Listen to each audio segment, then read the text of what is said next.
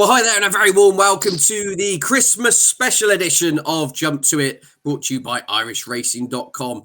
As ever, Stephen Harris and Vincent Finnegan in the hot seat to guide you through what is going to be unbelievably scintillating action over the next few days. Almost too much racing. There's never enough racing for as far as these two gentlemen are concerned. Vincent and Stephen, great to have you on board. Vincent, comes to you first. The most important question: have you started your Christmas shopping yet? It's all done, Ed. I'm all ready. I'm just waiting for them all to unwrap the presents, and then we're ready to go. Stevens' day is when it all really starts, yeah. Or as you call it, Boxing Day. Absolutely, as organised and as professional as ever. Stephen, have you got out your attic yet? Has your Amazon Prime delivery arrived? Are you scratching around for wrapping paper? At 2:45 on Christmas Eve, Ed, we start thinking about things like that. There we go. I thought that was the answer we were expecting. A glass half full as ever from Stephen Harris. But look, jokes aside, this is really is a time for family and friends, etc. But as a horse racing fanatic, I think you both agree. I don't know where to look at times here. Grade 1 after Grade 1, Grade 2s on the side as well. Quality handicaps. Look, I'm not going to mess around with platitudes. We are going to get stuck straight into the action. This should be really, really good. We're going to be previewing 26, 27, 28 as best we can with some of the top contests, including all the Grade 1s at Kempton as well. So without further ado, let's crack on. Let's look at our races of the week. Right, I mentioned there's a plethora of top quality action. We're going to head to the Sunbury venue of Kempton on St. Stephen's Day to kick things off. The 12:45, Stephen, is the Rearranged long walk hurdle. Now, it's excellent. See, with this bout of snow we've had in the UK, we lost a lot of the major races over the last couple of weeks. But brilliant to get this one rearranged. And it's great to see two old lovable favourites, two veterans, absolutely clashing and locking horns once again, Stephen, isn't it? Champ Paisley Park served up one of the races of the year at Newbury last time. I've got to be honest with you, I do not have a clue what is going to happen here. You've got the enigma that is Goshen in here. Miranda obviously bolted up last time out, but she's got about a stone to find on ratings. Then you've got Not So Sleepy. I don't think even Connections really know what Not So Sleepy is going to do from one day to the next. All in all, Stephen, the Rearranged long walk hurdle, who wins and why? Well, I mean, first thing to say, I think the ground, we have a torrential rain at Kempton this morning, which is the day before Christmas Eve, isn't it? Friday. But, I mean, the forecast looks okay, really. There are chances of showers. And then the day itself, Monday, it's going to be bright sunshine. I was actually thinking I wouldn't be surprised we'd end up omitting hurdles and all that sort of nonsense again. But I'll try and stay positive and cheerful for you. I don't think I'm quite surprised at the betting here. I mean, I actually think Champ at sort of 2-1 or bigger is an extremely fair price. I mean, I know Paisley Park's done it before at Kempton, but I'm never really convinced this would be his sort of track. I think Champ might get a fairly soft lead again here.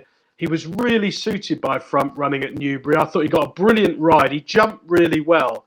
And I thought he deserved extra credit to manage to win because he ended up getting isolated over on that far side of the track at Newbury, whereas Paisley Park came this side, which is usually a bit of an advantage.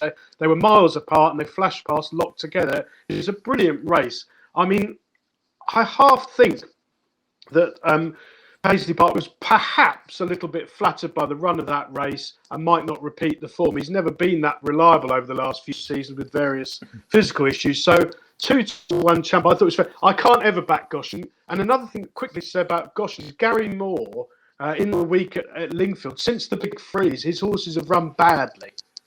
There's only been a handful of them, so it could be complete nonsense. But he had a few get chinned at Plumpton at short prices, and a couple at Lingfield were well beaten. So that's a concern for me. I think they might have missed a couple of weeks down there. They might be at their peak. And Goshen's never been one to trust. I don't think Not So Sleepy really stays this kind of trip.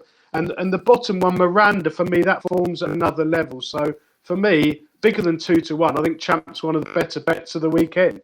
Yeah, fascinating. Good point you make, actually, regarding the Gary Moore form. If I'm not mistaken, the Yard have gone 3 weeks, or pretty much the whole of December, without training a winner. So something to bear in mind. Yeah, it should be a cracker between some old favourites. Vincent, would you be with Stephen Champ? Bit of a play at 2-1. Yeah, I think so. I think that looks a solid bet myself now. Thank you. He's the most trustworthy of these in this field. You can't have Goshen for me anyway.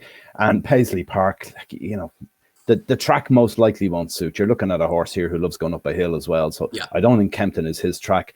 I wouldn't be surprised. And he's already been beaten by Champ the last day anyway. So I'd be expecting a similar result again. I think 2-1 is a very fair price. Very fair price on the Champ to be the champ in the Rearranged Long Walk Hurdle. Onto the 120. The Quarto Star Novices, Grade 1 action, the Feltham Novices, as a lot of people still call it. Now, I was going to be very keen on Ballygriffin Cottage here for the Dan Skelton team, who, as of about 4 p.m. on the 22nd of December, that the Skeltons were nominating as their best chance perhaps of the Christmas period. He's not running, so it's all pie in the sky, which means McFabulous's job, Stephen, becomes a lot easier on paper. He's likely to go off warm order as odds-on favourite. Do you see a hole in him here, this Paul Nicholls runner? I mean, we've got Gelino Bello, Mortlack, Time Hill, Gallia des Lito in opposition. I think this is a straight match between Gelino Bello and McFabulous. Right. The other three, Mortlack is 1,000, beating the fence the other day by the front two. Time Hill, more props than the local Christmas panto at the fences. Not a fan of him, not a natural jumper, and he'll get exposed around Kempton, where you have to be a quick jumper to stay in touch. And the bottom one of Skelton's won a race at Bangor that fell apart, and she was on the best ground, parked out wide. So I think it's a match. Looking at the prices, McFabulous looks about 5-4, 11-10, something like that, and the top one looks about 7-2. Now, Gelino Bello has not been wildly impressive in a couple of small fields so far over fences at Wetherby and Exeter. She jumped out, don't know why I call it, jumped right quite markedly in a match at Wetherby, but was ridden to do just enough. I think a right-handed track like Kempton will definitely suit Gelino Bello. Bryony Frost obviously feeling her way back from injury. I think if Gelino Bello got to about 4-1, I'd probably back that one.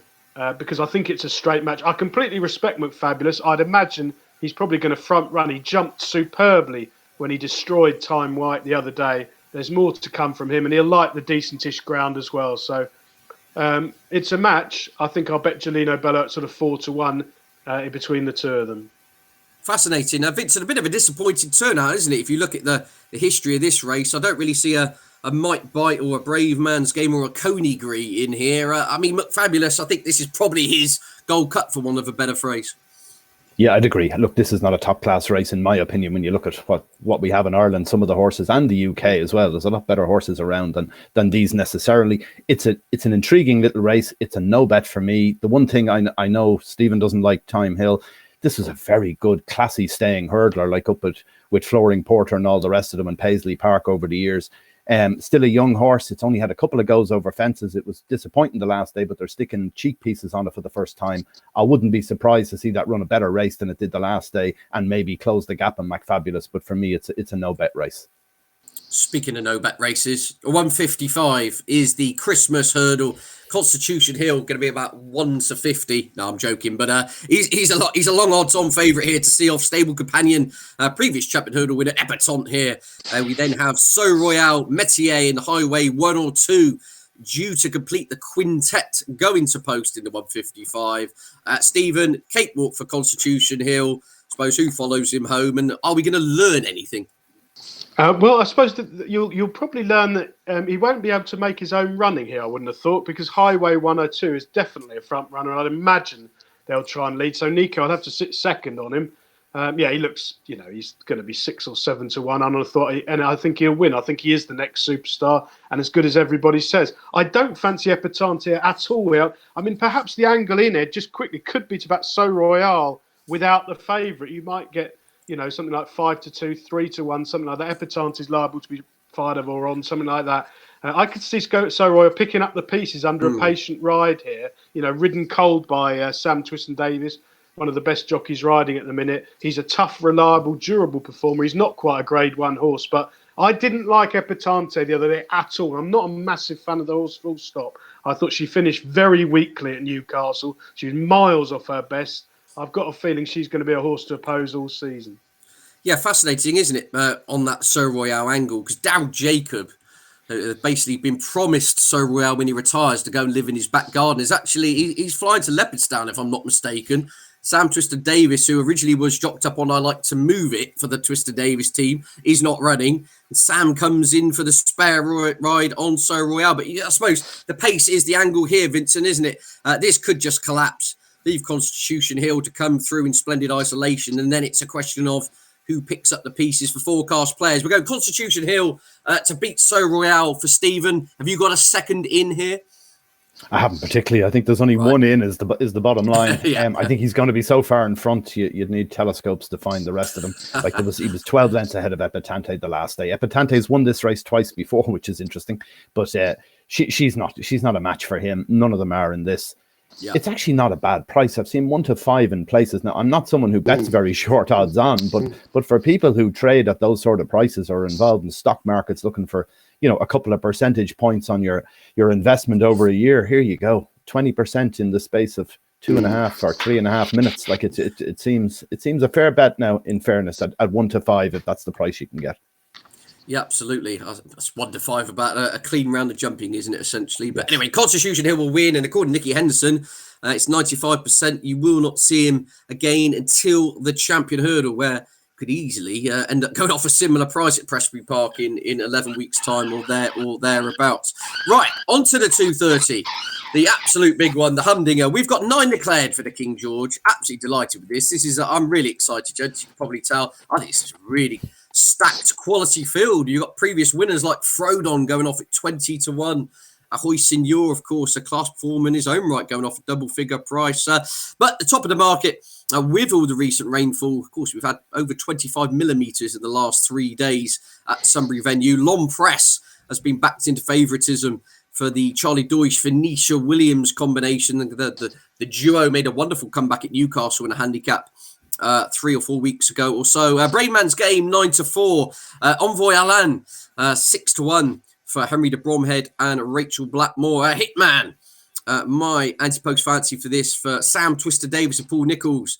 7 to 1 available. As I said, Frodon 20s. Similar prices, the rest bigger the bar, if you like. Vincent, we'll come to you first here because the potential joker in the pack could be Envoy Allen, who's on somewhat of a kind of reinvention job, would be the way I would phrase it. This is a horse who, about 3 years ago, there or thereabouts, looked like the new Arkle, if you believe Twitter. Then should have been retired a year later, if you believe Twitter. And now went up to 3 miles for only the second time in his career and landed a grade 1 at Down Royal last time out in the hands of Rachel Blackmore. He's a 7 to 1 poke here. Some people are saying he's the most overpriced horse of the Christmas period. Some people saying they can't have him in the month of Sundays. Which side of the fence are you for the Irish Raider? I'm beginning to think he's overpriced. Right, yeah. The more you look at this, look, these are very good horses. Brave Man's Game, very decent horse. Long Press is obviously high class, probably the most high class horse in here on recent runnings.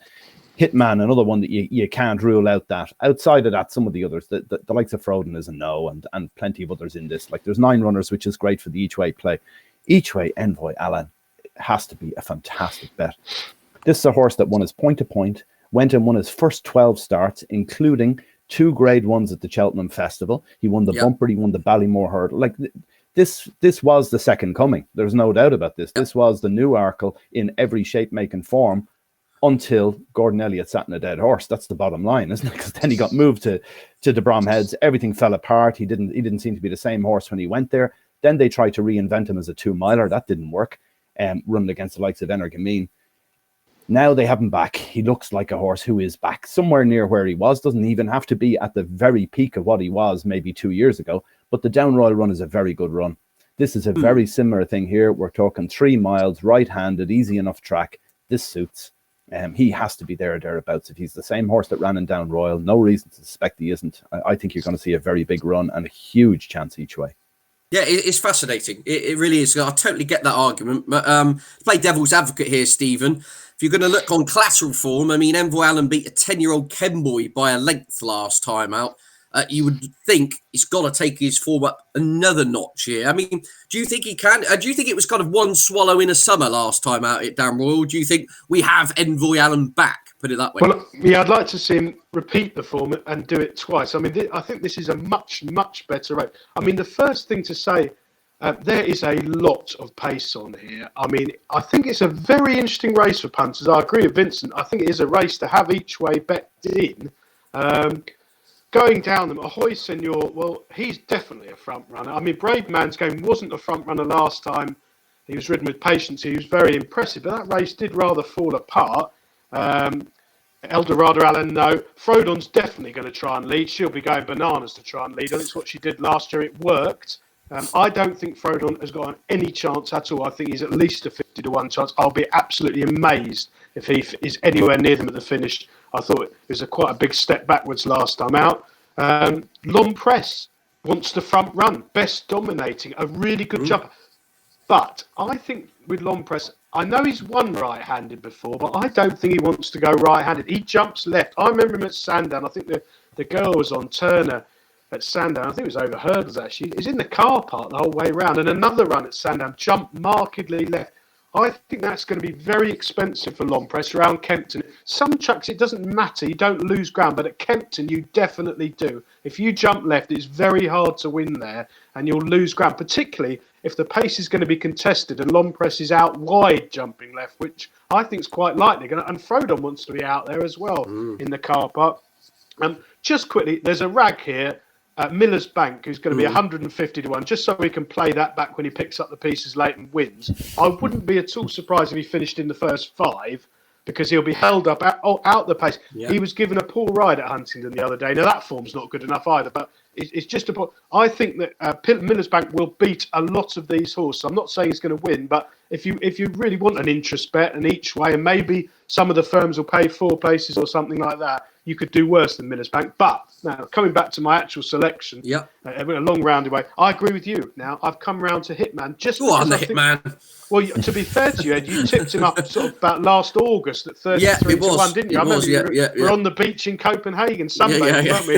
And you put him up. And I had my doubts he'd stay, but watching that Haydock run, now I know he made all that. He will not be leading here, and it was only over 2 mile 5.5, wasn't it? So he's got stamina to prove, which is the only but I think he will stay personally now, and I think he'll stay the way this race will be run, which will be too fast, and he'll be ridden cold out the heat of it, and I think he will cruise into things on the home turn. Now, at the back of my mind, I'm not absolutely sure he will stay 3 miles, but I think he's going to run an almighty race. I do agree with Vincent about Envoy Allen in a way. I do like the Irish horses, blah, blah, blah. Always, the form is a stone better, etc., etc. I think he'll run well. And he'll get a patient ride as well from Rachel, definitely, which is what you're going to need here. I've just got half a feeling. I think Brave Man's Game is a bit too short a price on form, and I think it's the wrong way round for Long Press. So I'm dying to have a bet. So I think it's going to be a package of Hitman, Envoy Allen, and Miller's Bank to win the Christmas money.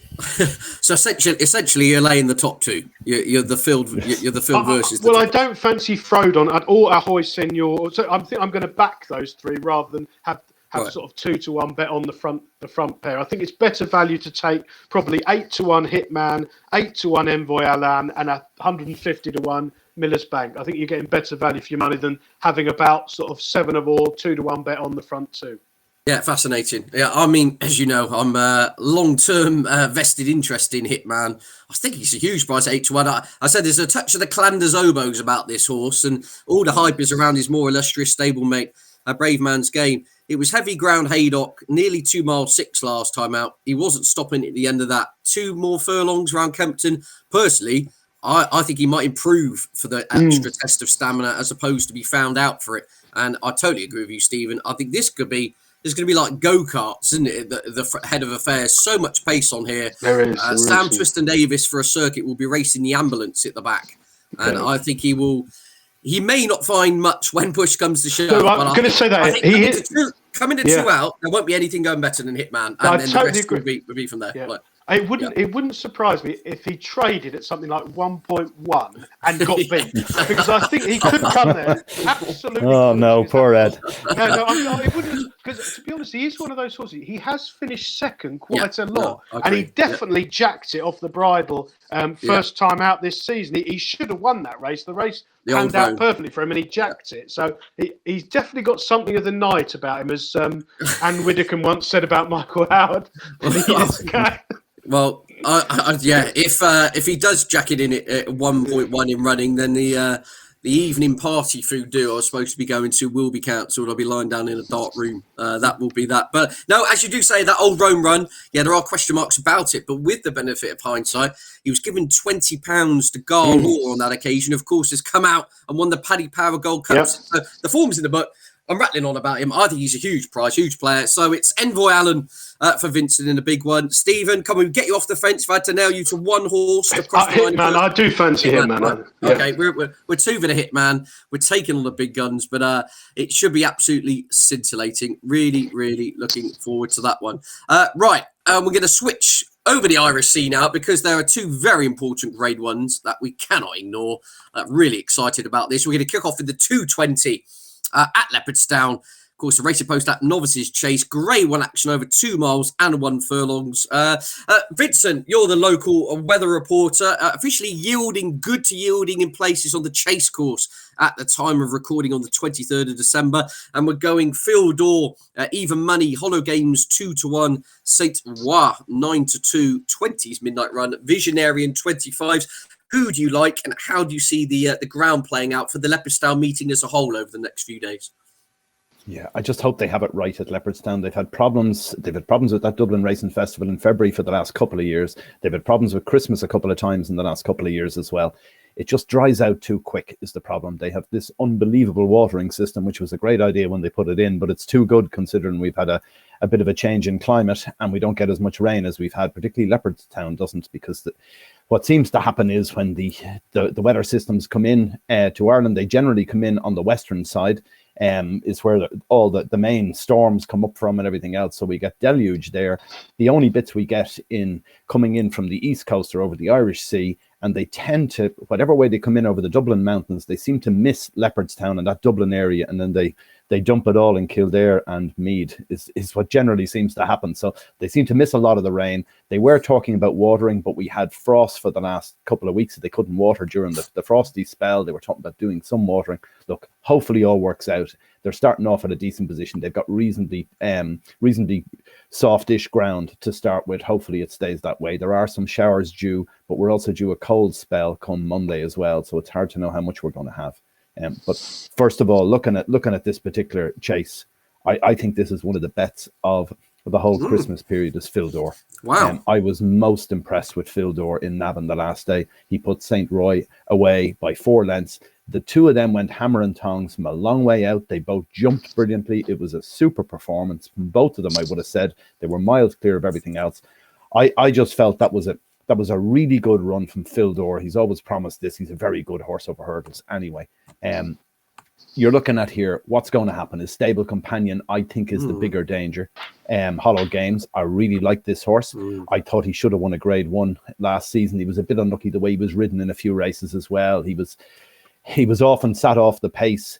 He went over fences in Navan earlier in the season here, and he went off in front. 2 miles 1, same trip he's going to face in Leopardstown, went off in front and was a revelation. He was fabulous that day. Yeah. I still say the trip is too short. He needs 2.5, 2.6 to be seen at his absolute best, in my opinion. I think he's a proper stayer. I think he's going to make a great chaser. I think later in the season we'll see him over further, and I think he'll be really, really good. I just think this is not his game. 2-1. I think he's just going to set it up for Phil Door, and I would expect Jack Kennedy will sit in behind on Phil Door and just come through whenever he feels like it. You're looking at around even money. I think it's probably a great bet.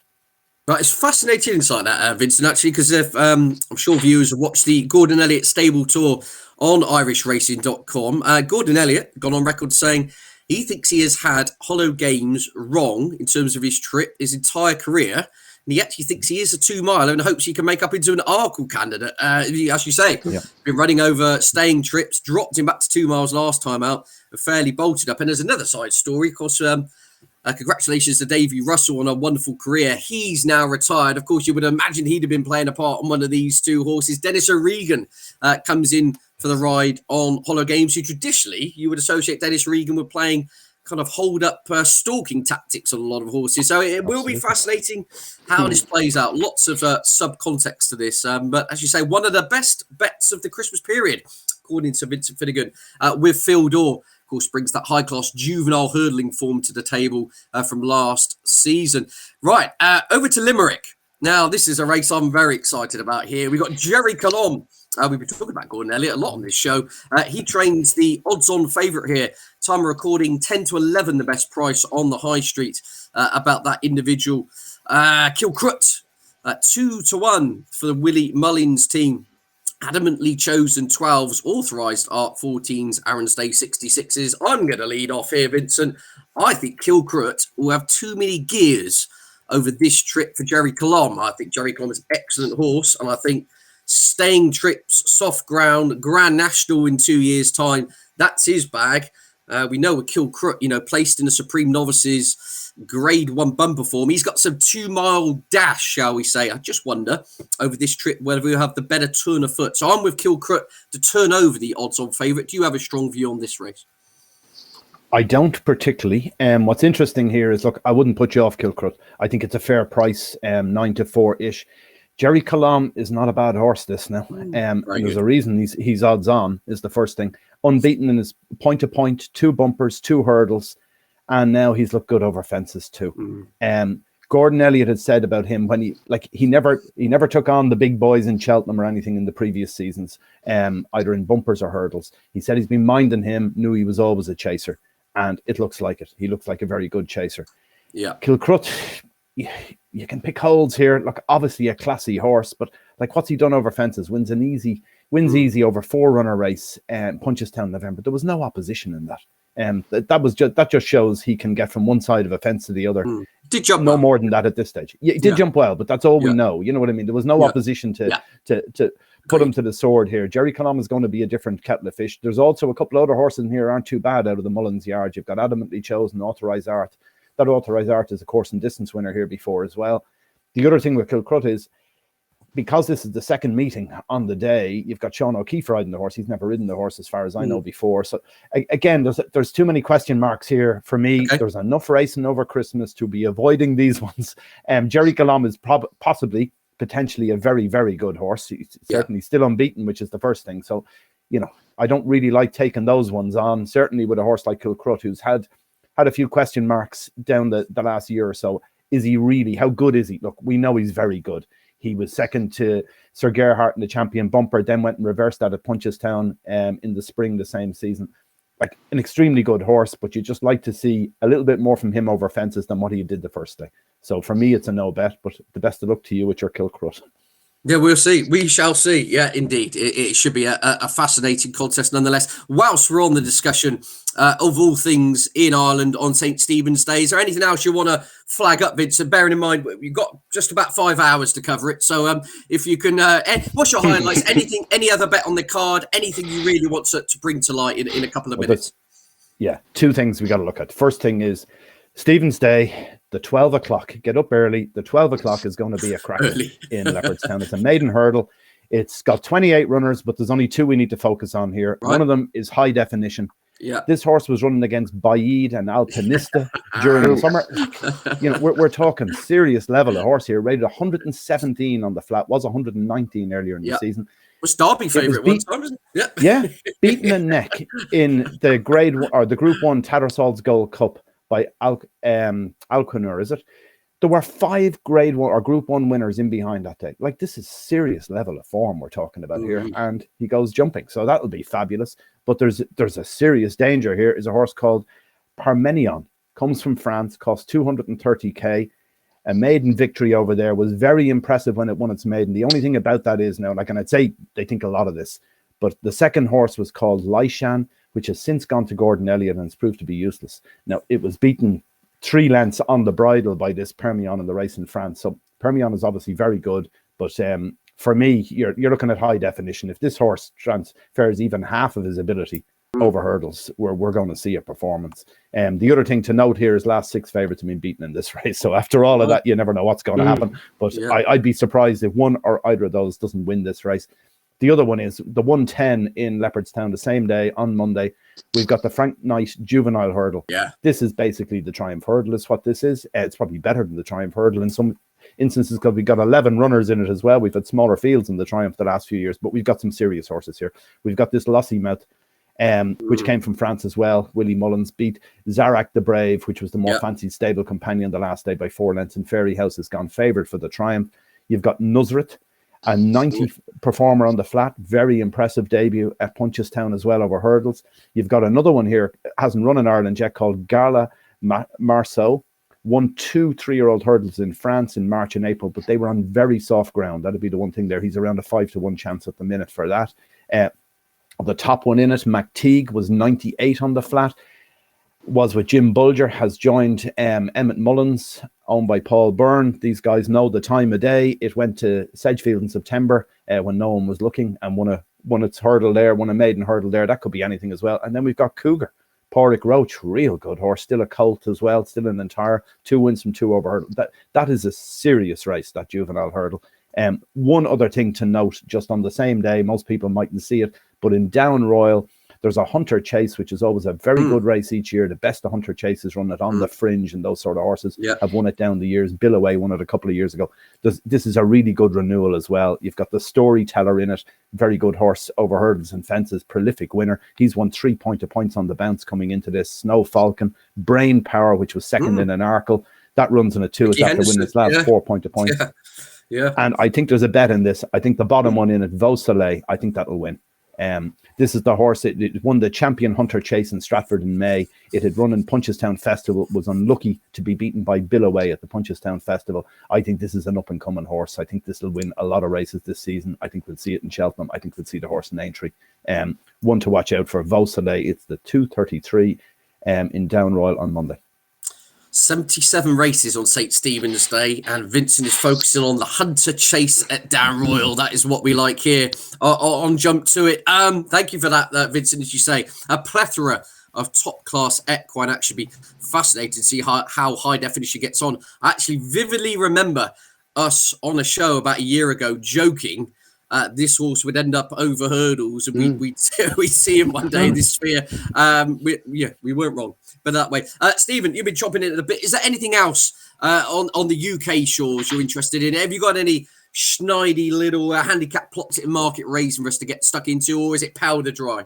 No, hopefully good. I was going to say about high definition. I thought I dreamt that, but I'm sure we were I was being extremely rude, and it was sort of death threats job on Twitter, wasn't it? When you sort of dare to criticise one of Aidan's, and lo and behold, here he is. But I actually think it's a really good thing. More horses, top class horses, or just below top class, should go herding. I've always thought Stradivarius would have made a fantastic. Imagine him in the Champion of cruising. It used to happen a lot more than it does. I mean, I think this was only in the 80s, but horses like Alderbrook, do you remember him? I mean, they used to go over a lot more. Now, unfortunately, the all-weathers killed all that off, but racing was the better for it.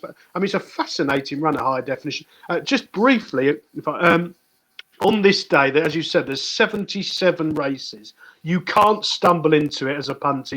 You've got to be organised. Have a time list of things you want to do if they get to a certain price, because otherwise it can become complete pandemonium. Something falls at the last one, it's 20 clear. You can feel yourself going sort of red in the face and the back of the neck, hotted up, angry.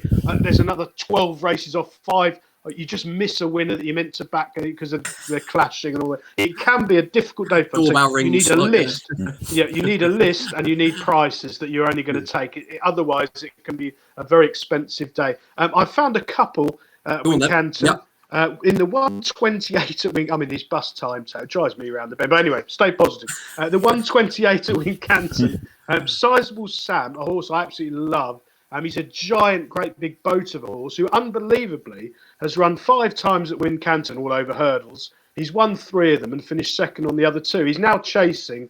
He's had a couple of runs. I think he went and missed last season, his first go, but he ran really, really well at Exeter, up on a very strong pace throughout.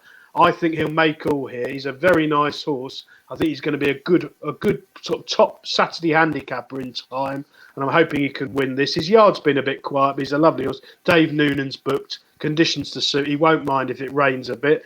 And in the 203 at Wincanton, another one, Midnight Midge, who was Ron Hodges, who struggled for many years, but now with Philip Hobbs, been a bit of a revelation. A lucky winner first time at Taunton, but there was no mistake next time. And I think Wincanton's not that dissimilar to Taunton. He has gone up a lump in the weights, but there's more to come from him, and I think he'll win again. Wonderful, wonderful. Keep those in your tracker. Keep your eyes on those, as you say. Get yourself organised amongst family and friends coming round. It's fast and furious on the 26th. So much great action to look forward to. Right, we're going to shuffle on to the 27th. Stephen, we're not going to go through this forensically because we haven't got time. But looking at the key contests at the Sunbury venue, obviously the Wayward Land Novices Chase is 120. We've got Boot Hill as a warm order there against Lac de Constance et al. And then I suppose later on the main highlight is the Desert Orchid Chase, where Edwardstone, of course, your Arkle and Tingle Creek winner, is 2-1 on to see off Nube Negra et al. Any highlights on there? Any viewpoints? Any betting angles? I think that Edwardstone will beat Noob Negra. I think Noob Negra's in danger of becoming a slightly disappointing horse, and Edwardstone is just thoroughly reliable and likeable. In the 120, I think Lac de Constance, I was so impressed with that chasing debut over 2 mile 2.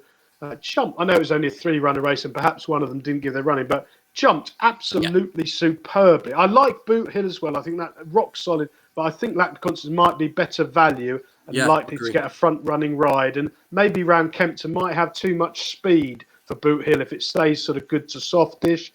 And one more I like in the 309 at Kempton, Phlegmatic, who is a Kempton horse. He ran really well, unfancied and unfit first time out at Ascot behind that horse of Paul. Is your darling, one of yours, Ed, I think. Absolutely bolted up. And Phlegmatic was 20-1. Bridget was up. It was a typical sort of Bridget first time out.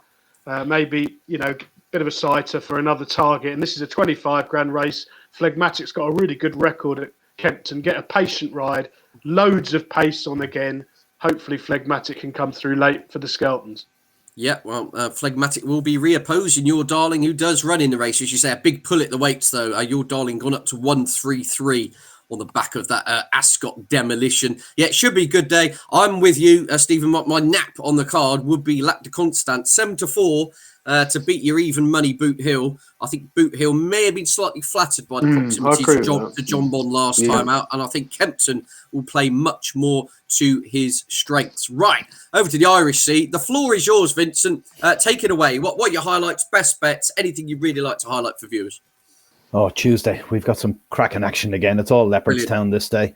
We've got, first of all, we've got the Grade 1 Chase, 2 mile, 1 furlong, Chacun Poursois, Blue Lord, Captain Guinness.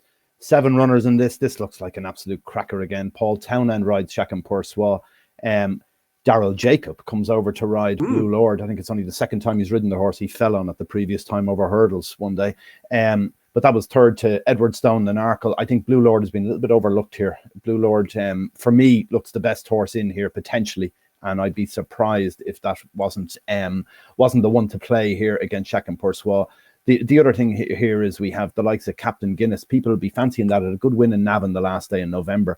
But it's met Chacun Poursois 3 times, beaten 28 lengths, 17 lengths, 17 lengths. It's not in the same class here, and yet there'll be people back in this at around the 6-1 mark. For me, it's a no. I think you're Chacun Poursois. Okay, look, we're talking about a 10-year-old rising 11, not at his peak, not at the peak of his powers, I'd say, but probably still good enough to beat most of these. The only one for me that could possibly beat him if he's on song is Blue Lord. Then we move on. There's the 145. This is a novice hurdle. Not a great race with strength and depth, but we've got one serious horse at the top of it, Facile Vega. Absolutely. So that's all eyes on Facile Vega. It was given a solo the last day, first time over hurdles. So this will be more of a test. We've got some nice horses in here. Willie runs 4 in it, and there's some decent horses in here. Ilete Tomp is not bad. Ashrow Diamond, Intranel unbeaten in 1 start. Another one here, Pat Dorrock. of Gavin Cromwell's. They fancy this horse, I think, a lot of them, but he pulled up behind Marine National the last day. So in Fairy House, so he'd be disappointing, needs a bounce back there. Then we have the big one, the Paddy Power Chase. This is a race to savour every year. Great race for from a punting point of view, because the bookmakers will bet 6, 7, 8 places in it. Particularly the sponsor, Paddy Power, will be pushing the boat out on this. This is a very good race. I could narrow it down to possibly 3 or 4 in my own mind of ones that I know are targeting it. JP McManus targets this every year. He's got this donkey years. I mentioned them on shows previously. Hasn't quite done it yet. I'm not sure he's that well handicapped. He's in his number 23 here. Mark Walsh goes and picks him ahead of the other 4 runners. They've also got a reserve in it as well. But Mark Walsh rides that donkey years. He's going to be towards the head of the betting. For me, he's a no. 2 I like in it. One of them is Panda Boy, Martin Brazel. This horse, they've definitely been minding this all the way around. This horse landed a big handicap hurdle at this meeting last year, landed a bit of a punt when it won at 2.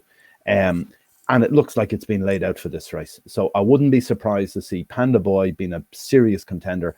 But I'm going to throw one out to you here and tell me what you think of this one. I think this could be a good thing, but do you really want to put your money on it is the question. Horse called Mr. Incredible. This was trained by Henry de Bromhead. Won a couple of chases for Henry de Bromhead, and then the horse lost all reason. I don't know what it did. It was refusing to race. It pulled itself up in a race. The stewards were going to warn it off if there was a similar reoccurrence to that. So all of a sudden, Paul Byrne bought the horse. The man who was all the horses with Emmett Mullins, landed some big touches in all sorts of places. He'd had horses with Willie before. He's put this with Willie. And according to my scouts tell me that Patrick Mullins has been doing all the work on this down in Willie Mullins' to iron out the kinks. And if they've ironed out the kinks, this horse off 140 could be an absolute shoe-in. So wait and see. Like, it's very hard to know what do you do, because it may not start is the first thing, or even if it does start, it could stop after 2 fences. But there's no doubt this horse has ability, huge ability. And Willie Mullins, no better place to be sending this if you want to try and sort one out. And they've done it before. Lack of a run isn't an issue. Big connections here with Paul Byrne buying this as well. So I'd be expecting big things from Mr. Incredible. That was one for me. Definitely worth a shout and worth a mention, and one to definitely watch in the race as well. Yeah, absolutely. I was just looking through it. He was sent off favourite to beat Ahoy Senior in the John Frankham Novices at Newbury last year, didn't he? And then the wheels came off, but definitely a lot of raw ability there. As you say, if the Willie Mullins team had got him back, could be a handicap slip. But also, I noticed we've got Dysart Dynamo, who's currently 14 to 1 to win an ARCA win a beginner's chase on the same card. And as you rightfully mentioned, Vincent, Facile Vega, if we see a facile success there, will be odds on across the boards to win the Supreme Novice Hurdle at the Cheltenham Festival. Outside of Constitution Hill, probably that the horse most people are excited about in training at the moment, I think it's fair to say, Facile Vega. So yeah, so much great stuff on board on the 27th, both sides of the sea. We're going over to Wales though. On the same day, we cannot forget the Welsh National. Stephen, this is a fascinating race. I wondered if you were going to go with a big breakaway, of course, who you tipped up a few weeks ago for this assignment. We've got Quick Wave in there, arrives under a £4 penalty after a facile success on seasonal reappearance for the informed Venetia Williams. Do you have a strong view on this assignment at all? No, we haven't got the final deck set, have we, either? I've got a couple bigger prices. I'm not sure they're gonna run. That's the only because they haven't got jockeys on. That's fine for the notebook. For the notebook, Fortescue, who's also I think Henry Daly, a proper slog in the mud. He's a quirky sort, but I do like him. I think he's become quite well treated. He's run okay twice this winter. And there's another one of Emma Lavelle's. Would You Be Well? Who's an 8-year-old mare? Has only run 5 times over fences. Has won at Fontwell over 3 mile 2. Is a thorough stayer now. She was on the face of it disappointing first run back. She was well back 4-1 favourite after 8.5 months off at Haydock. Never really got in that race on very bad ground, but I thought she shaped okay. And maybe Emma Lavelle's maybe just needed a run. She's completely unexposed over these kind of trips, whereas most of them have shown their handicap, showed their hand to the handicapper a lot more in these marathons. I mean, you'd be lying if you said it had a wonderful shape as a punter at the moment, but maybe we'll get down to sort of 16 runners and you'll be able to get extra play. The one thing to say at Chepstow, I just saw an interview with the clerk of the course there, good to soft at the minute. I mean, It has not been good to soft over Christmas at Chepstow for about 100 years or something. They're hoping for rain, and there is quite a bit forecast. Yeah. So we could end up with the usual swamp. I mean, in years gone by, this has not been a wonderful advert for racing. So it looks like the Somme coming up the straight, doesn't it? And they've been strung out all over Wales. But no, it's a thorough stamina. I suspect it will still be a thorough stamina, even if it's just soft ground. But this would be a great race to watch anyway. Yeah, indeed. I think there's heavy rain forecast, 24th, 25th. Yeah, and then it's supposed to be quite a nice day, cold but sunny, perhaps for the race day itself. But as you say, nonetheless, an exciting contest. Vincent, I know myself and you are both singing from the same Christmas hymn sheet here, aren't we? Go on, I'll let you have the limelight. Who wins the Welsh National? Okay, the first thing to say, from an Irish point of view, the big dog is a serious contender here. He's after winning the Munster National, and he's won a Troytown Chase. He jumps, he stays, he goes on the ground. He can't be too far away, but he keeps going up in the weights. He just maybe no, and he's probably too short a price as well. For me, there's one laid out for this, is Pat's Fancy. Really like this Rebecca Curtis horse. Yeah. I went last season. We talked about this back in February. There was a race in Newbury where Brave Man's Game ran the handicap, and Pat's Fancy was in it. I've never seen a horse jump fences like Pat's Fancy. I thought he was just awesome. Yeah. The other thing is he's twice a course winner. He's won 2 races over 3 miles here over the course. He's had a recent run, which Rebecca Curtis says ignore, and you have to ignore because it's a terrible run over hurdles. Spin over hurdles, beating a million miles. But she said, look, it was literally a spin just to knock the cobwebs off. Ready to go here. This will be a contender. It stays. It goes in the ground. It jumps like Arkle. So I'd be very surprised if this horse is not a serious contender here. Yeah. No, I'm totally with you. The only thing I want to see, I would like to see the mud flying more. As you say, good to soft at the moment, but I gather there is a kind of 10 to 12 millimeters of rain coming in. And I like to see more soft than anything, well, ideally heavy, but as you say, great form at Chepstow.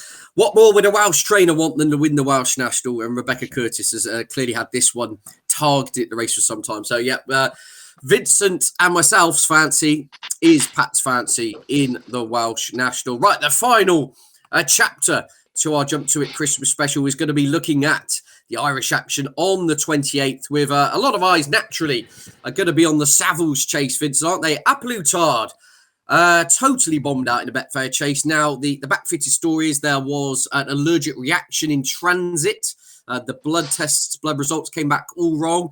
Nonetheless, Applutard has got to answer a lot of questions here to show he's back at the form he was. Who else we got in here? We're going to have Galvin, potentially Statler conflated against this horse. And then we've got the Jack the Bromhead Christmas Hurdle as well on the card. Taking away some really, really good action once again on the 28th. The fun never stops.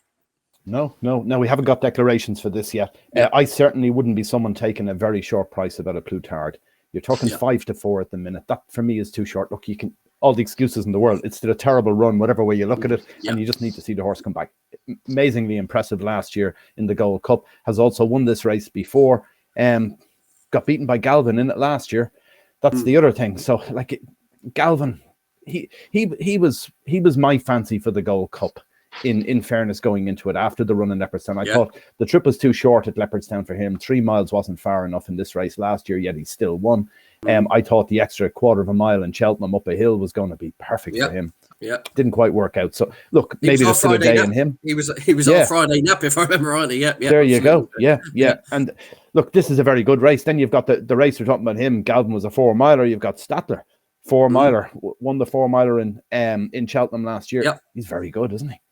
He was very impressive in that, and that was a fair race. You've also got Pat's Fancy ran in that race and ran no race in that 4-miler as well. So, like Statler produced a fair performance that day. Statler deserves a go at this level and is already not too big a price in the Gold Cup betting as well. So I wouldn't be surprised to see Statler run a big race. You've got Conflated as well. You've got all the usual suspects like Kemboy in there too. Interesting to see how it goes. A Plutard is the obvious one. But at a very short price, that's definitely a no for me. I'd be looking for each way values somewhere else in it. The other one then is we've the Jack the Bromhead Christmas Hurdle, renamed after Henry the Bromhead's son, 13-year-old Jack, who died in September at a pony racing accident. We've got Bob Ollinger running in this. There won't be a dry eye in the house if this horse wins. Roof will come off the stand. Literally. Yeah. Look, it's not about betting. It's all about the family and remembering the young kid who seemed to be a lovely guy. I never met him myself, but according to everyone who did, he really was a beautiful young boy in a terrible, tragic accident that happened. This race last year was an absolute humdinger where we had Classical Dream and Flooring Porter went off at about 200 miles an hour and kept that gallop up the whole way around. I thought it had floored them afterwards, as in that you'd never see them come back from that. It was just they were punch drunk after it, in my opinion. Classical Dream didn't. He had a rubbishy season after that. Flooring Porter bounced back, which is amazing. Put him away, bounced back at Cheltenham. Wouldn't be surprised to see something similar again here. Bob Ollinger thrown in as well. This could be a cracking race too. We've currently got 15 entries, I think, for that. So like we could have a biggish field for this as well, which would be very interesting. But more action, fantastic all the way through Christmas. It's going to be some 4 days in Leopardstown, and then, as you say, you've got your Kemptons, your Limericks, your Chepstows. It just keeps coming, doesn't it? Fantastic stuff. It sure does. And then we roll on to Newbury's Shallow Hurdle meeting, and then Cheltenham on New Year. You say it is a non-stop time of year, but just very briefly on those couple of races, especially the Jack de Bromhead Christmas Hurdle. As I say, trying to just, for want of a better phrase, park sentiment to one side. Bob Ollinger, if you watched that race back last time out, there were a lot of signs that the old zest was back for about 95% of that race until we got the absolute turn up, didn't we? In Home by the Lee, coming past him. Bob Ollinger, do you buy the reinvention as a 3-miler and a stairs hurdle prospect this year? I mean, if I was going to nail your colours to the mast, Flooring Porter, of course, let's not forget, who was a long way behind him on seasonal reappearance, Classical Dream, or with Bob Ollinger, would you go one of those three, or would you look at one of the bigger prices? Because it sounds like those big three are going to line up, according to connections. Yeah, for me, with the big three lining up, the one I'll be going with is Classical Dream. I thought Classical Dream had a cracking run with Honeysuckle in Fairyhouse the last day. Thought it was a really good run over a trip that's probably too short, or well, possibly ideal. 2.5 is probably about the perfect trip for Classical Dream. But the big thing about Classical Dream is you go back to this race last year, you go back to most of Classical Dream's runs, even back in the Supreme a few years ago. The horse pulls like a train the whole time. Yeah. In the Fairyhouse race, he went to sleep. He just sat there as happy as a lamb. Not a problem. It was a super run. It's the first time I've seen the horse do that. I think they must have trained him differently, because when he came out here last year, he just went whoosh, gone in this particular race in Leopardstown. If he can settle in behind here, there'll be no second. That's the bottom line. Because even you go back to your Stayers Hurdle in Cheltenham with Flooring Porter. He came cruising there at the last and just didn't get up the hill because he used up too much petrol early on, I felt. So if they can put him to sleep in races, sure. Yeah, for want of a better phrase, Vincent, in terms of like parking sentiment to one side, do you buy the Bob Ollinger reinvention as a staying hurdle prospect? And it sounds like we're going to get him, Classical Dream and Flooring Porter all locking horns here. I mean, which way are you going? Okay, for me, I think Classical Dream is the one. I was most impressed with his run against Honeysuckle in Fairyhouse, Tihupu and Honeysuckle. That day, what normally happens with Classical Dream, we've seen it all the way back to his days in the Supreme Novice Hurdle and all the way through his career, including in this race last year. He runs with the choke out, just flat to the boards from the start, never get him to settle. For some reason, he ran in the Fairyhouse race and went to sleep at the back. Absolutely went to sleep. Ran around like a lamb all the way, turned into the straight, and up he comes alive. It was a very good run. You'll probably find with a bit of hindsight when we look back on this in another 6 months' time and say that was a fair performance against Tihupu over 2.5. I think Classical Dream, first run of the season, comes on from that. Going to be very hard to beat here. If he can settle in behind these, I think they won't see which way he's gone. We saw it previously, even go back to the Stayers Hurdle last March in Cheltenham with Flooring Porter. He came cruising up there at the last, just didn't get up the hill because he'd used too much petrol early on. If they can get him to settle, and it happens again, now, like I'd like to see it a second time is the other side of this, as Stephen often says, that doing things once is great, but like first run of the season, they normally go over the top a little bit, horses as well. They can be a bit too keen in the early stages, a lot of them on the first run. He wasn't this time, so I'm presuming they've done something different in his training regime. If that's the case, I'd be very surprised if he gets beat. He could really be a bet. We're looking at this being a biggish field as well, so there's potential here for some decent each way plays. Classical Dream, how do you get him out of the first three? That's the question, isn't it? I couldn't see him out of the first three. Depends on the prices, but if he was sort of 7-2, 4-1, he'd be definitely one for me. Yeah, just like you, Vincent, as you say, very relaxed on his seasonal reappearance. Classical Dream, as you say, no, he definitely did. He did switch off for the first time in a long time, I think it's fair to say, and that does offer hope in him keeping the petrol in the tank for the 3 mile assignments. Right, well, that pretty much brings to a close our day-by-day previews. Now is time to nail the Christmas cracker colours, nails to the mast, however you want to phrase it. So it's time to get our Christmas tips of the week. Right, Stephen Harris, Vincent Finnegan, no messing around. We're looking for your nap, the value, and the long shot. Vincent, you've had the floor. You can continue. Can we have your best 3 bets for the Christmas period, please? Okay, the first one is in Leopardstown on Monday. That's St. Stephen's Day, 2:20 race, Fildor. I really fancy this. I think, look, I may be wrong here in as it turns out, but we'll wait and see. I think Hollow Games wants further. I think Hollow Games will make the running here. As you said, Dennis O'Regan is normally a front runner, but there's no way they're going to hold this horse up over 2-1. I wouldn't have thought. So if he goes off in front, I think Fildor will pick up the pieces. You just come past him at the last, and it'll be an easy enough victory. He's beaten the Willie Mullins horse the last day. I think he'll beat it again. Then for a value bet, I think Pat's Fancy. Some of the value has gone out of this. The price has been drying up over the last few days. I know that less than a week ago he was 11-12 to 1. He's into around 9 to 1 now. But Pat's Fancy, Tuesday in Chepstow. It's the 250 race, the Welsh National. Be very surprised if he's not a contender. And then for my long shot, I'm going to go for one I mentioned. It also runs Tuesday at 3 o'clock. So it'll be just after Pat's Fancy wins. This horse will be starting in the Paddy Power Chase, Mr. Incredible. I think it's definitely worth a little bit of a poke here. Depends on the price. This could tumble in prices the other side of this. He's around 11-12 to 1 at the minute as well. Just the way this goes, I don't fancy the particular favourite in it. The Donkey Years horse of JP McManus's, all the McManus ones will have chances in it, but I think he's too short. So I'd be surprised if there isn't a bit of a punt on Mr. Incredible if the word I'm hearing is right, that they've done a lot of remedial work on the horse to get his mind right. So hopefully they have. Fantastic. Keep those all in your tracker. Vincent's best bets for the Christmas period. Stephen, we'll come to you, please. Yeah, I'm sticking at Kempton on Boxing Day. Champ in the 12.45. I think 2 to 1 or big is a really fair price. He's got optimum conditions, and I think he's going to go forwards now this season. I was really taken with that Newbury run, and I think he'll get the run of the race from the front. I doubt they'll try and lead on Goshen or Not So Sleepy. I think they'll both be restrained. Kempton, the 230. Well, Hitman, he's sort of getting to a double-figure price on the exchanges. I just look now, which I'm quite surprised by. I certainly think you want to have 1 to 10 bet on him running, maybe, but I think he will come there cruising. Perhaps save your stake with Miller's Bank. And my long shot, I know we agree on this, Ed, which is fatal, but West Cork in the 305, I think, at Kempton. He's run twice over fences. He's a smooth travelling hurdler.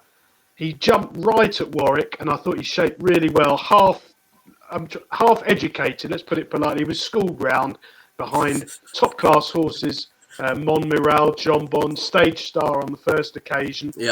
He's now got the right-handed track he needs. He's got a good pace to aim at, decentish ground, absolutely ideal. I think he's 7 or 8 to 1. I think that's a really fair price. Yeah, indeed. I would be with you on West Cork. He didn't quite make the cut for me, but I agree. He's gone right-handed at every obstacle. So if you want to find a track to go right-handed at, find Kempton. There's a tight right-handed track for you. As we know, West Cork did have a touch of class from his hurdling days. So fascinating insight there from Stephen. Myself, we're echoing a lot of similar thoughts. But my nap is Kilcrut. I'm going to Limerick for my best bet over Christmas. I just think Kilcrut may have too many gears for Jerry Colomb over the 2 miles, 3 furlongs and 160 yards, personally. I think Jerry Colomb may well end up being the better horse, but as a stayer, I think Kilcrut, we know, has got a lot of dash. If he can stick with him, I'm hoping in this small field he can do him for toe in the closing stages. So Kilcrut, my nap, that's 240 at Limerick on Monday. And my value, I'm going with Hitman. I'm tempted to go in again here. I think he's becoming a proper each-way play. I agree with Stephen in the way the race will pan out. Be absolutely mad at the head of affairs. There'll be 3 or 4 burning up the pace angle, if you like. I'd imagine Hitman will be ridden very quietly, almost a la Clanders Oboe from the first time he won this race, ridden very cold in the hands of Sam Twiston Davis. And I'm just hoping I don't get done at 1.1 in running. If he does, you probably won't see me on this show next week. But Hitman has the value angle in the King George. And then I'm with Vincent. I'm going to call it a long shot because you can still get 10 to 1 at the time of recording. Pat's Fancy is my fancy in the Coral Welsh National on the 27th. The only thing I would like to see is even more rain, because the horse has an excellent record on heavy ground. But yeah, I think he's got major claims there, and this has clearly been the target for some time. Well, thank you, gentlemen. I mean, that's been an extraordinary show. There really is so much to get stuck into. Speaking of getting stuck in, Vincent, are you in charge of cooking the turkey or / burning it? I mean, how's your Christmas day going to pan out? Yeah, I do the cooking here. That's me. I'll be at that from early morning. The difference is it's a lot easier in the UK doing the cooking. You only cook turkey. We cook turkey and ham. So you've got to do the two meats. Yeah, so yeah, I'll be at that from Saturday now, to be honest with you, getting all the different sauces ready and everything. I like doing it, to be honest with you. And I've only got my 2 girls home, my wife and my 2 girls, be the 4 of us in the house Christmas Day. Can't wait for it. Haven't seen them for months. The 2 girls, that is. I've seen my wife quite a bit. Haven't seen the 2 girls in months yet. Yeah. It should be good then. It should. Well, see, the wise people here. I'm doing my ham on the Christmas Eve. I'm going to eat it then, and I've got my mum doing turkey and beef on the Christmas Day. So all in all, I'm feeling a bit smug. But there's plenty of time for it all to unravel, as we know. But it should be great. But yeah, look forward to your quiet Christmas Day there, Vincent. Stephen, how about you? Are you in charge of cooking? I mean, that really is a risk take, isn't it? If you are. Yeah, no is the answer. We're actually having beef this year. We're having a rare departure from turkey, just for a change, I think. Just to try and avoid the avian flu. Vince, you've got to be careful on this programme. You do jokes about the wife. There could still be a late Rule 4 ahead of Christmas if you ever see that. At this stage now, no, I'm like classical dream now. I'm on the bridle now. It's all going nicely at this stage. It's all going swimmingly, yes. Yeah, rare beef and 2 bottles of claret for Stephen on Christmas Day. But look, it's been absolutely wonderful, gentlemen. Thanks so much. Yeah, please do enjoy all the action. It has to be said. Best luck with all your bets, and thank you very much for watching at home as well. It's been really great fun. Of course, don't forget to check out all of Stephen's tips on bettingexpert.com. All the latest news, views, and absolute chaos of all the results coming in, and all the latest headlines on irishracing.com.